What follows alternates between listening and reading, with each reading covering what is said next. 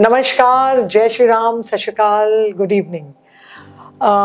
जड़ों से जुड़ो के पॉडकास्ट सीरीज में आप सबका स्वागत, आप सबका अभिनंदन।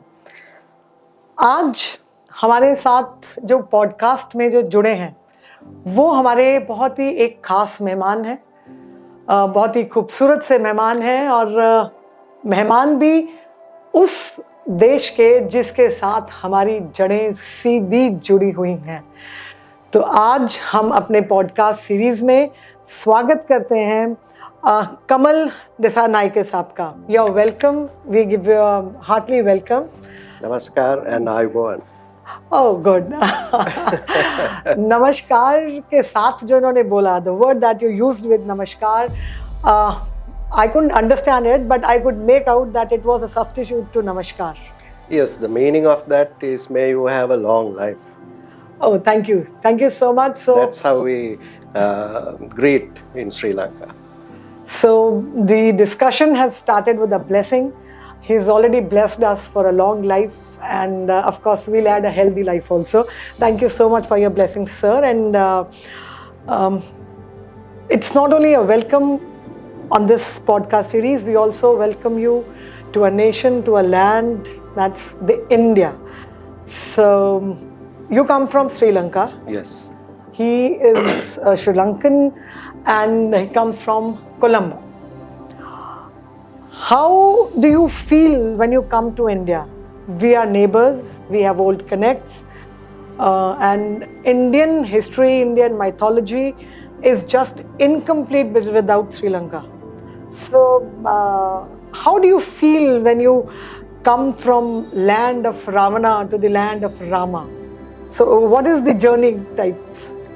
Yeah, I mean, we are the closest neighbors, Yeah. and there are lots of, in Hindu epic stories, Rama Ravana is one story. So there are so many other stories as well, and also we believe that Sri Lankans hail from a prince who was exiled from India to Sri Lanka called Prince Vijaya. So we are descendants of him. So basically it's home and home for us, and there are so many friends that we have between the two countries. We have always had good relationships, and especially right now Sri Lanka is going through a bit of economic crisis, and always India has helped us, even with the Indian credit line and things like that. So it is actually in a sense of gratitude that we sort of consider and thankful. We are thankful to India, and so there is absolutely from Ram, even though according to the story it's two countries, but right now the sentiments have changed, and it is basically it's like going to another province of our country. We have so close relationships now. So that's nice. He's actually answered it so well. That is covered such a huge area in that. He's talked about the ancient links we have, and he's also talked about the current situation and the current relationship that India and Sri Lanka they carry on. So it was wonderful in the earlier ages also, and it's even better nowadays. Definitely. So you've traveled to maybe more than 21 countries, Kamal. Yes. And what is the difference that you find in the countries that we live in and the rest of the world? I think the main thing is the connect we have with families, the hospitality, and probably it's coming from close cultures. Sri Lanka and India, so in mostly Southeast Asian countries, we have a culture that is going back to ages, and maybe a reason for that is that the warm welcome we get, the smiling people, the similarities in food. So all that you don't get in sort of either in Europe, or if you go to Middle East, or towards Australia, New Zealand. So it's completely different. Yes. So we feel home away from home when we come to India. This is my fifth time visiting India. Really? This time, I'm staying with a friend of mine. We are on holiday. So we always love to come to India. So that's so nice. So what Kamal was actually talking about is the kind of culture, the kind of custom, the kind of traditions that we have here in this nation, in this country, is something that actually makes every and anybody comfortable here. So the kind of social setups we have in India is, of course, it's tremendous. And you have already said it, that you are here in India for the fifth time. Yes. For the fifth time, and he has friends here. See, I being an Indian, I would also want to request to audience to not to generalize it, but it's just that it came into my mind and I'm talking to you. I, as an Indian, whenever I think and talk about Sri Lanka, see, every Indian is actually directly, indirectly related with Lord Rama. Ramayana is one of the most important epics, or maybe it plays an important role in Indian culture. When I think about Sri Lanka, or when I talk about Sri Lanka, the first thing that comes into my mind is that Ravana came from Sri Lanka and he took away Sita Maiya. Yes. The kind of perception that we carry for Sri Lanka, what is it actually? To be honest, I really don't know the story, so I know a little bit of it. I think the whole thing has started because of a misunderstanding. Okay. You may be able to correct me if I'm wrong, between the fight that they had due to some accident. Ram's sister, Ravana's sister, Ravana's sister has got injured, and then because of that, this animosity started. What actually happened was that the two brothers Ram and Lakshman along with Sita ji, they were there in the forests. Yes. And Shupnakha, sister of Ravana, she was actually fascinated towards both of them, and she wanted them to get married to her. Right. But Rama said that he's already married to Sita ji, and Lakshman said he's also married. So both of them denied. Right. So she wanted to hurt Sita ji, and in defending Sita ji, she got hurt. Yes. So that is what actually happened, and Ravana took it personally that my sister, she's been ill-treated, and then ultimately everyone knows what happened. Right. So how much is Ravana a part of Sri Lankan culture? We have the Hindu community in Jaffna. Some of them believe in that, but other than that, there's not much sort of emphasis is paid on this epic story at the moment. Okay. If you ask about Sri Lankans about this story, maybe about 25% will not even know about it. Really? Yes. So it isn't a part of the common conversation. No. People don't talk about it. It's not being taught in the schools, No. and you don't carry the books there. You don't get the books there. No. And, no. No. Okay, because on the contrary, in India, Lord Rama, I think is the one of the most commonly discussed character in Indian houses. Right. So, that's a news that people in Sri Lanka, the place of Ravana, they don't talk about Ravana a lot. So, the people who talk about him, in what notion do they talk? A positive or a negative? Positive. Positive. Not because of this, because he kidnapped Sita ji, not all that, because of the In the mythology, it says that he is the first person to invent an aircraft, and the various sort of architectural developments that he had done, the scientific experiments, things like that. So because of those things, he's sort of spoken about.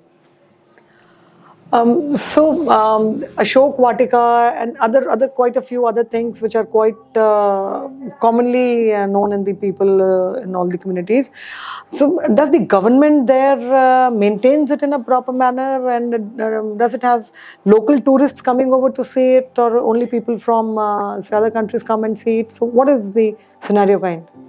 It is administered by the local government body in that area. The friend that I was talking to you about, Nikhil, who's from India, who's I'm staying with, when he visited Sri Lanka, he went and had a look, and he worshipped that temple. A lot of tourists who come from India go and visit that, but it's not a very, very popular tourist place for Sri Lankans, for domestic tourists. Because they don't even talk about Ravana Yes. much, so of Yes. course Yes. it goes hand in hand. Yes. That they'll not have to. So, what do you feel, Kamal, with such a wide travel experience that you have, and coming from such a country which for us is an important place? What do you think is the role of culture in a country's development? I think in a country's development, the main thing is to develop the people. So to develop a person, only the knowledge that you gain from your education or your experience is not sufficient. Yes. So you need to sort of connect to your roots, and then get the values of that culture, then only you can develop a good human being. So even though there are some countries that we call them, so-called developed countries, when you look at those countries, the crime rate is so high, there are so many sort of incidents taking place. But even though in a country like Sri Lanka, economically we may not be that strong, but then the values that we have, that we get from our culture, are maintained even up to now. And I think that sort of contributes a lot for the development of that country. Very rightly said. He was so appropriate and prompt in saying that it's not only the materialistic development that matters or that counts. What ultimately matters is how good a human being is being created in a country. The most powerful resource for this universe is a good human. And culture plays one of the most important roles in creating a good human being at heart, by heart. So culture, of course, is very important, and the kind of area that we come from on this the map of world, we carry a very rich culture, and more or less with a bit difference, the essence is almost the same in quite a few countries. Sure. Because originally, as per the mythology or maybe as per the history at points, the point of origin is almost the same. Yes. So with the same seed, different branches they have come out, and these are the countries which show light to the nation. Spiritualism is the backbone for a human sustainability, and the culture, it could be Sri Lankan culture, it could be Indian culture, both the countries, the kind of culture that we give, spiritualism is the outcome, and spiritualism is something that builds a beautiful human being. So I fully agree to what you say, and at the platform, the Jado se Judo, which is connect to your roots, we always talk about this thing, that what ultimately matters is your internal health, and that is only possible if you keep yourself connected to the roots that you come from. That is Yes. very important. Yes. So India and Sri Lanka. See, India, you've been here for quite a few times, but I've never been to Sri Lanka. You must come. So, what is that you would actually want to tell us that these are the reasons that I should, other than the Ashok Vatika and the Ravana's place, what is that you would recommend to the people around the globe that they should come over to Sri Lanka to see that or to feel that, to witness that? Yes, there are so many attractions, but before I go to that, I want to, for especially your Indian viewers, I want to sort of mention that there are so many other connects also between Sri Lanka and India. One is more than 70% of the Sri Lankan population are Buddhists. Buddhists, yes, true. So Gautama Buddha is from India. Very true. Yes. So Sri Lankans have a lot of respect for that matter as well. Then the other thing is Sri Lanka and India was connected by land as well. Yes. Yes, Adam's Bridge or the Ram Setu. So people would have been sort of traveling by land in ancient times, and sort of our food is somewhat similar. The people look somewhat similar. There are so many similarities. And also Sri Lanka is a small island compared to India. It has a very small, it is small in size. We have beautiful beaches, then the hill stations called Nuwara. Kandy, Kandy is considered the cultural city of the country. Then ancient ruins. The beauty of it is not like in India. You can travel by road within 2 to 3 hours to different areas. Now, if you travel to Kandy from Colombo, it's just 3 hours by road, and it's a completely different sort of subculture in Kandy. Climate is different. Then from there to Nuwara, it is another 2 hours. But elevation from the sea level is completely sort of different. It's much higher. That's the Misty Mountain area where the tea is grown. Completely different. Then from there to the beaches, again another only a couple of hours by road. Then you get beautiful beaches. So you can sort of do a round trip around the island within sort of, you don't need to take internal flights or anything. Just by road. Within few hours you can cover all these areas, and the variety that you can sort of, then the south is completely a different cultural city with the beach. Okay. So it's a beautiful place. So I invite all your viewers to come and visit Sri Lanka. With the current crisis that we are going through, we need a bit more tourists as well. So we invite all of you to come and visit Sri Lanka. Thank you. So we've all had an invitation from Kamal, and very rightly said. See, within say a span of 2 to 3 hours, you can actually cover the entire nation. And nation, it doesn't carry the same temperatures, the same cultures, the same geographical conditions. The variation is beyond the imagination. So you need to be there to actually feel it, to know it. And you already have an invitation now. I've heard about it, maybe I've also read about it in a book, that there's a small piece of land there where it is said that Lord Hanumana, his traces, his existence has been felt there. So how true is it? I really don't know scientifically, but by the look of it, you can see the vegetation that you get in that small piece of land is completely different to the vegetation in the surrounding area. So there's actually a piece of land which is actually different. Yes, than, yes. Okay. It's like a small island. Acha. Yes. It's completely different vegetation from rest of the surrounding area. So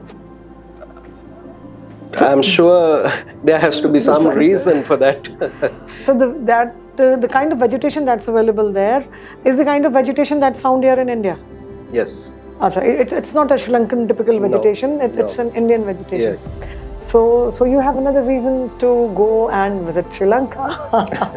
Of course, I'm finding it so interesting that 3 hours drive and the entire nation's covered. How fantastic! No domestic flights, and the kind of beauty and the nature you can witness there. I think he's already briefed that to us. I want to add another small point to that. Sri Lankan people are also very hospitable. So they are always smiling, welcoming, and they have a very sort of big gratitude towards India because of the helping hand that we have got. So you will never feel out of home. I mean, it's like home. It will be like home away from home. How nice! So he's actually a true citizen of Sri Lanka. He's adding on points so that you could actually make a plan and visit his country. And hospitality is something that Indians are so used to. It's in our blood. And especially, I come from Punjab.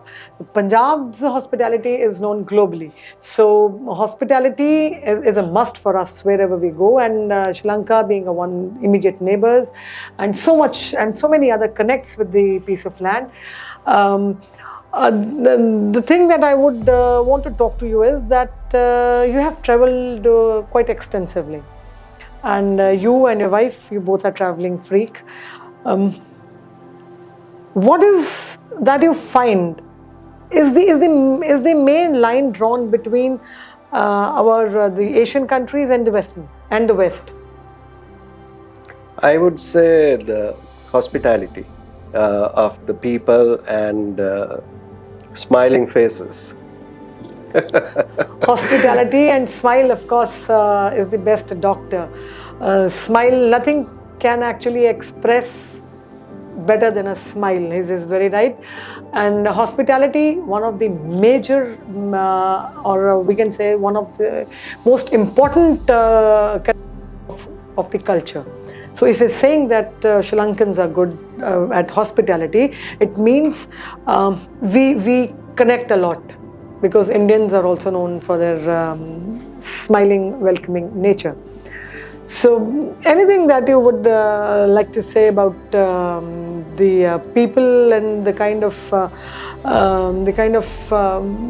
thought process that's going in the people nowadays?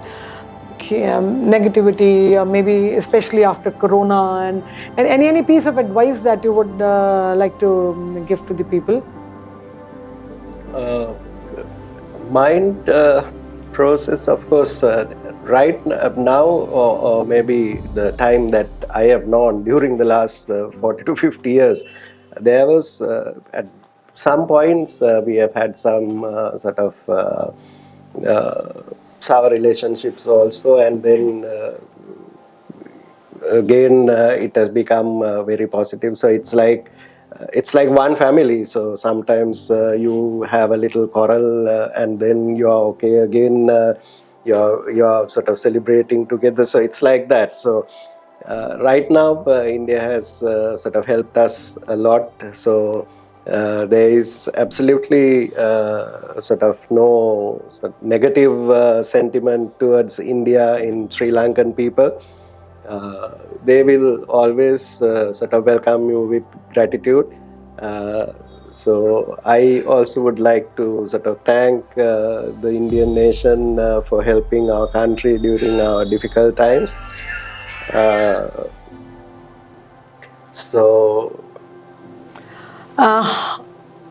Another thing that I would want to talk to you is that what is the position of women in Sri Lankan society?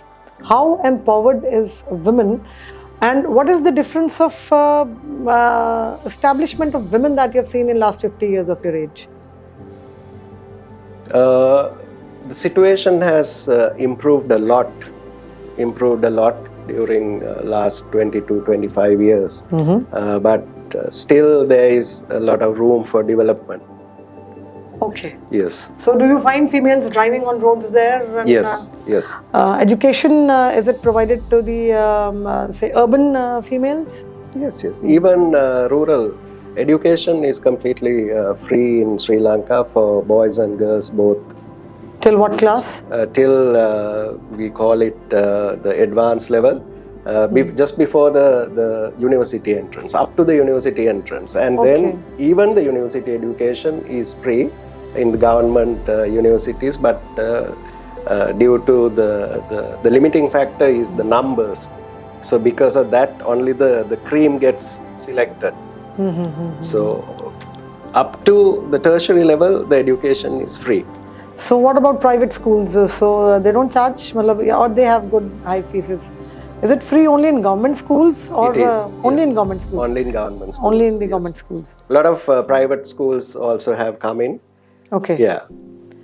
And what about youth? See, I'll be very honest. India is one of the most youthful countries of the world.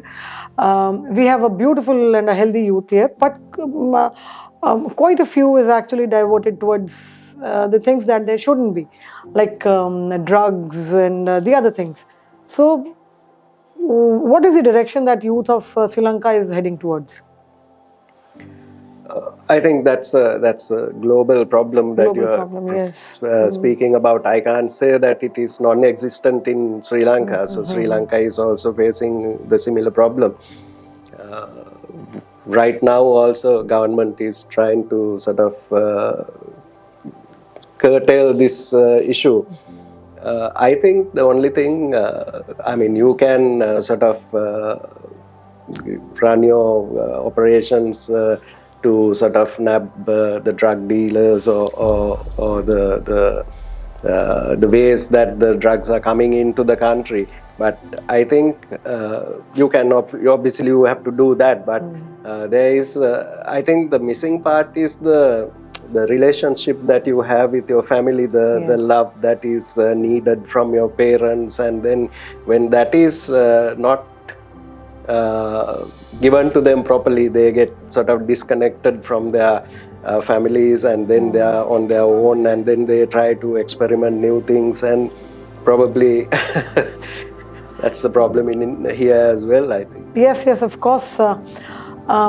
See, what has actually happened, I think it's a global phenomenon now, that